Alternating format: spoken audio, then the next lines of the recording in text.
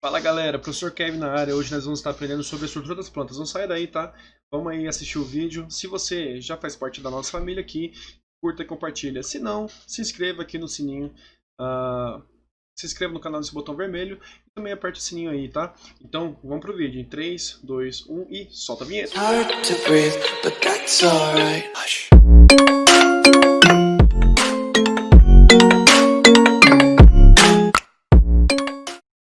Mas então, pessoal, hoje nós vamos estar falando sobre a estrutura das plantas. As estruturas das plantas elas são divididas em dois grupos, tá? São são os grupos dos órgãos vegetativos, tá? E dos órgãos reprodutivos. O professor colocou errado aqui, não são produtivos, tá? São reprodutivos. Os vegetativos, pessoal, são responsáveis pela manutenção da vida da planta. Por exemplo, as folhas, os caules e as raízes, tá? Com exceção das briófitas, tá, pessoal? Os briófitas têm cauloides, filóides e rizoides, tá? Lembre-se bem disso. Tem uma diferença muito grande aí. Então, os órgãos reprodutivos são as flores, os frutos e as sementes, tá? A gente já falou disso aí em outros vídeos, tá? Pessoal, prestem bem atenção. As raízes, elas são responsáveis pela fixação das plantas no solo e a absorção da água e nutrientes do ambiente, tá? Ou seja, ela vai ficar ali dentro da terra e ela vai estar aí absorvendo esses nutrientes, jogando água até a flor, no caso, até as folhas. As folhas vão fazer o processo de fotossíntese e com o processo de fotossíntese ela gera ali as substâncias necessárias para que a planta continue vivendo, certo? Após isso, as folhas mandam todas aquelas substâncias que ela conseguiu através da fotossíntese. O que é fotossíntese? O processo de absorver o gás carbônico e transformar tudo que a planta precisa como alimento, tá, pessoal? Então, a planta se alimenta através da fotossíntese, ou seja, ela capta a energia solar e ela transmite aquilo ali em nutrientes para sobreviver. Ou seja, todos esses nutrientes que são gerados pelas folhas ali, através da clorofila, tá, pessoal? Lembre-se sempre que a clorofila ela é muito importante no processo das folhas aí fazer a fotossíntese, tá? Então, o que acontece? Toda aquela parte toda aquela parte de nutriente que foi criado ali pela folha, ali, né, através da fotossíntese, é mandado pelos galhos, depois pelo caule, até chegar na raiz. A raiz, pessoal, ela vai, então, guardar esses nutrientes em forma aí de amido, tá? E vai estar aí dando a sustentação que a planta precisa para continuar vivendo, tá? Nós temos três tipos de raízes, tá, pessoal? Nós temos as raízes aquáticas, as subterrâneas e as aéreas, tá? As aquáticas, pessoal, elas são importantes para que a planta continue flutuando e elas são bem ramificadas para poder absorver mais nutrientes da água. A gente tem alguns colegas meus, eles têm uma horta com um sistema de hidroponia. O que é a hidroponia? Eles fazem uma rede de cano, tá? Cortada no meio, passando água ali com nutrientes necessários para que as plantas cresçam. Ou seja, as plantas elas criam suas raízes ramificadas e aí vira aí algumas folhas que a gente se alimenta. Por exemplo, o alface é muito utilizado aí em hortas de hidroponia, tá, pessoal? Então, é uma forma que vocês vão entender aí das plantas aquáticas. Quando vocês forem aos mercados, vocês vão observar o seguinte: essas raízes aquáticas, tá? Elas geralmente são ramificadas. Se você observar os alfaces que são feitos de hidroponia, as raízes delas são cheias de galinhos assim. Já as outras que são na terra mesmo, já tem uma diferença muito grande das raízes aí, né, dos nossos alfaces de hidroponia. Eles já são mais cauludos no caso, tá? As subterrâneas ficam embaixo da terra e ela também desempenha o papel de evitar o assoreamento quando ocorre a chuva, tá, pessoal? Ou seja, quando chove, o que acontece? Quando chove, a água da chuva ela vai levando toda aquela terra, né? Fazendo então o assoreamento do solo. Com essas raízes subterrâneas, ela vai evitar com que esse assoreamento ocorra, tá? As plantas aéreas, pessoal, por sua vez, elas ficam para fora da terra. Ou seja, a gente vê isso muito em manguezais e também em locais onde o solo ele é mais raso, por exemplo, em locais de floresta temperada. Aqui em Rondônia mesmo, se vocês forem em locais próximos de rios ali, vão ver grandes árvores com com as raízes um pouquinho saltadas para fora. Isso acontece por causa aí do nosso solo, que é um pouquinho mais raso do que em outras regiões. Por exemplo, como acontece nos pinheiros, que, né, aí as raízes são bem mais profundas no solo, por exemplo, tá? Nós temos também os caules, tá? Os caules aéreos, os subterrâneos e os aquáticos. Pessoal, os aéreos, como você já sabe, eles ficam para fora da terra, né? Como de árvores normais, né? Ou então de algumas plantas. Vocês vão ver ali, no caso, os caules bem altos, né? Algumas flores a gente consegue ver aí que tem os caules bem altos também. Eu podia ter colocado exemplo aqui, eu acabei esquecendo, mas basicamente é assim que acontece, tá? No caso também, os subterrâneos são aqueles que ficam em tubérculos. Por exemplo, como é que eu posso te falar? Batata, mandioca. Mandioca ainda tem um caule bem alto, mas tem um caule bem grande ainda lá dentro. A batata doce, por exemplo, rabanete, nabo, essas coisas aí, todos eles têm um caulezinho que fica para dentro da terra, tá, pessoal? E para fora só fica ali, no caso, uma florzinha. Por exemplo, também a cenoura. A cenoura também ele tem um caule subterrâneo, tá? E os aquáticos, pessoal, por sua vez, a gente pode citar aqui o nome da Vitória Régia, que ela fica ali por dentro ali da água mesmo, embaixo, dando a sustentação. Ou seja, os buraquinhos, no caso, esses caules, eles são ocos, né? E dentro dele é formado por... dentro desse oco, ele vai ter tipo um ar, né? Vamos falar assim, de gás oxigênio ali dentro, que vai fazer com que ele flutue em cima da água, tá, pessoal? As folhas, pessoal, as folhas elas apresentam a clorofila, como eu disse para vocês, que é responsável pela coloração verde da planta, tá? Ela é responsável pela fotossíntese, ou seja, processo de obtenção de nutrientes a partir do gás carbônico, tá?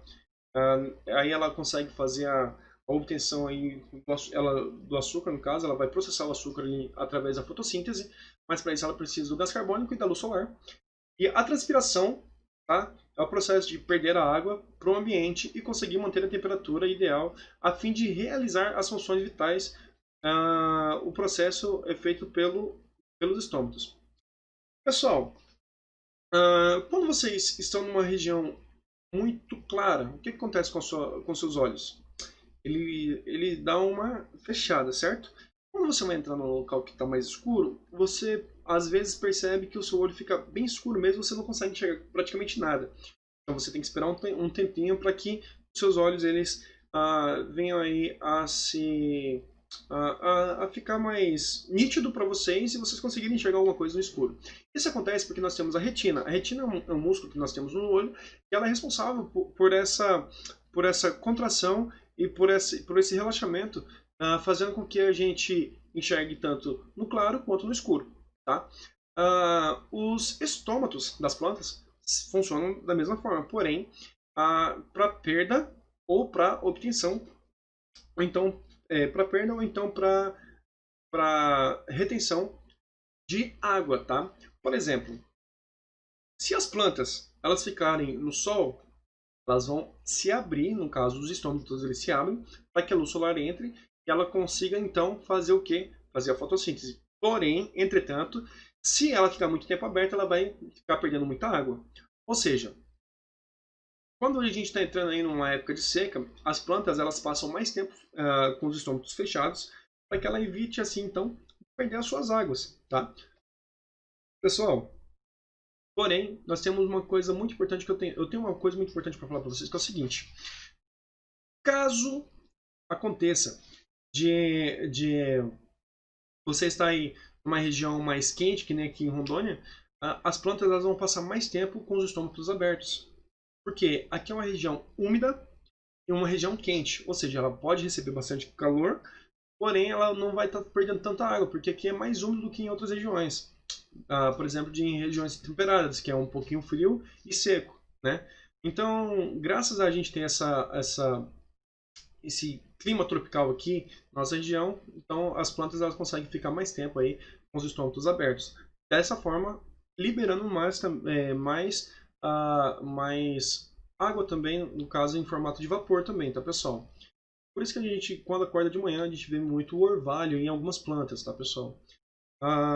Isso basicamente em todo o período do ano. Porém, quando está na época de seca, a gente vê um pouquinho menos. Porém, aqui em Rondônia é uma coisa muito interessante que, por ter muita água no solo, as plantas elas continuam aí trabalhando de forma contínua, né, digamos assim. E as folhas também, pessoal. Nós temos também as folhas insetívoras. São as chamadas plantas, né, carnívoras. Elas têm uma estrutura que capturam os insetos, né? Elas têm tipo uma gosma ali, um, um tipo ali de substância que quando o inseto senta ali, ele fica preso. Então ela permanece com que aquele inseto fique ali e ela acaba devorando aquele inseto. Então essas aí são as folhas insetívoras, tá? Os órgãos reprodutivos, pessoal, são as flores, os frutos e as sementes. Pessoal, as flores, elas são importantes para a polinização, tá? Ou seja, como elas são bonitas e também elas têm um cheiro legal, elas vão acabar fazendo com que os insetos vão até elas, tá? E os insetos chegam aqui até onde estão os estames, que é a parte masculina da planta, ou seja, o estame é onde ficam os esporos. Então eles vêm aqui, dá uma bijadinha aqui, tá? Sente o cheiro, pá. Quando eles saem liberando todos os esporos da planta, ou seja, eles vão fazer a polinização. Quando esses esporos caem aqui no estigma, o estigma é a parte feminina da planta, aí o que acontece? Ocorre a fecundação, né? Do embrião, e assim vai gerar umas novas plantas, né? Tá? Novas flores. Então aqui a gente tem uma flor de laranjeira, que é a estrutura masculina e feminina, tá? No caso aqui, as estruturas masculinas. E aqui nós temos as estruturas femininas, tá? Nós temos algumas coisas também que protegem as plantas, né? Que são as pétalas e as sépalas, tá? Que elas servem para proteger a parte importante aí da planta. Enfim, essa aí, então, é a importância das flores no caso de reprodução. Nós temos também um fruto, tá, pessoal? Nós temos três tipos de frutos. Nós temos os frutos carnosos, os frutos secos e os pseudofrutos. Quais são os frutos carnosos, pessoal? Pera, abacate, laranja, todas aquelas que têm bastante massa em volta e as suas sementes ficam ali dentro protegidas por essa massa. A maçã não entra nos frutos carnosos porque a maçã ela tem uma outra característica, ela é um pseudofruto. Tá? O que é um pseudofruto, pessoal? Também é carnudo, tem bastante coisa em volta, porém ela é formada dentro do ovário da planta. Por isso que ela não pode ser chamada de fruto carnosos, tá? E os frutos secos também, tá, pessoal? Os frutos secos são o trigo, milho, ervilha, etc. Tá? Então são todos aqueles que você vai... tem aquela característicazinha assim de, de duas abas assim que separa as sementes, né, no caso, do fruto do exterior. Porém, ela ali você consegue chupar, né? Um exemplo, deixa eu ver aqui. Não, um exemplo mesmo é o milho, né? O milho, ele depois que você tira todo o bagaço, né? No caso, aquela parte de fora dele, né? Esqueci o nome daquele negócio lá. Toda aquela parte que protege o milho, você pode cozinhar ele e tal e acabar comendo. Porém, se você demorar muito para comer ele, o que vai acontecer com ele? Ele vai ficar duro. Quando ele fica duro, é só para você fazer a ração para animais, tá? Ou para dar para galinha também. As sementes, pessoal, elas carregam o embrião fecundado dentro delas com uma reserva nutritiva. Pessoal, essa reserva nutritiva é chamada de cotiledone, tá? Nós temos alguns tipos de cotiledone, tá? Um deles é o eudicotiledôneas, que ela tem duas partes de cotiledone, e a monocotiledone, que ela só tem uma parte, tá? A gente vai encontrar isso aí nas angiospermas, tá, pessoal? Que geralmente aí são as plantas geradas diretamente por sementes, tá? Observe o seguinte, a semente ela cai no solo.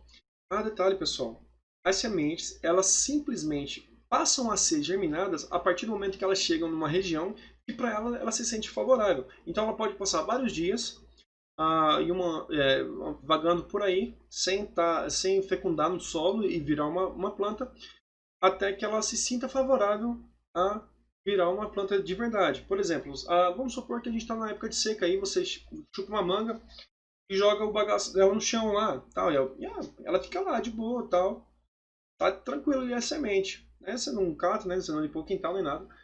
Depois de um tempo, você vai observar que nas primeiras chuvas que acontecer, o solo vai começar a ficar molhado e assim aquela semente seca que estava ali, ela vai começar a fazer o quê? Ela vai começar a dar um galhozinho, ela vai começar a crescer uma planta. Isso acontece, pessoal, justamente porque as plantas, as sementes, elas começam a se desenvolver a partir do momento em que elas se sentem favorável. E por causa dos cotilédones que tem essa, no caso, essa reserva nutritiva, não deixa com que o embrião morra até ocorra aí a fecundação no solo, tá? Então, basicamente aí elas têm uma proteção divina aí durante muito tempo para que aconteça aí das plantas voltarem a crescer, tá? Enfim, pessoal, essas são as características das plantas. Eu espero que vocês tenham gostado do vídeo. Se vocês gostarem, deixa o like, tá? Se vocês não gostarem, deixa o dislike também, não tem importância, tá? Mas deixa os comentários aí pra gente ver os próximos vídeos aí que a gente pode fazer. Vocês podem pedir opinião também, passar alguma informação, falar de algum vídeo que vocês queiram. E o professor vai estar fazendo aqui para vocês. Eu vou procurar desenvolver melhores vídeos aí e espero que vocês estejam gostando. Então, se vocês gostaram, deixa o like, comenta, compartilha. E se você não é inscrito no canal, se inscreva e aperte no sininho. Então, pessoal, é isso aí e tchau!